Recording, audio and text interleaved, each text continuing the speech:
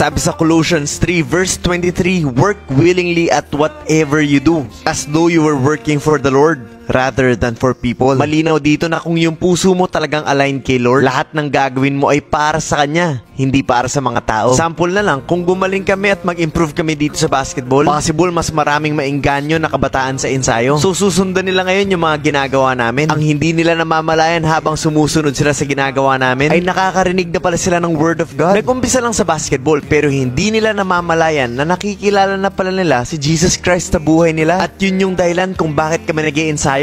Hindi naman talaga para manalo sa laro. But that is one way that God gave us to be able to tell you that Jesus Christ is our Lord and Savior. Pang front lang. At yun ang mission na ibinigay sa amin ni Lord. That's why we are doing this, not for people, but for Him. And this will bring glory to our Father. Sa Kanya kami nagtatrabaho. Ang ibig sabihin nito, kahit anong ginagawa mo can be an act of worship when done with the heart focused on honoring God. Yung iba kasi nagtatanong, paano ko worship si Lord, Coach? Nagtatrabaho ako, busy ako, may schedule ako, hindi ko naman maisingit. Hindi naman kailangan na nasa stage ka na kumakanta ka o nasa church ka. In your office, you can honor God. Pwedeng ikaw yung paraan para makilala ng office mates mo kung sino si Lord sa buhay mo. I'm telling you, pag aligned yung puso mo kay Lord, kahit anong ginagawa mo, it gives glory to Him. And that is already an act of worship. Housewife ka, naiiwan ka sa bahay, nagluluto ka, naglalaba ka, naglilinis ka. Kasi yun yung paraan mo para alagaan yung pamilyang ibinigay sa'yo ni Lord. Kaya nga, pag si Lord ang dahilan kung bakit mo ginagawa ang isang bagay,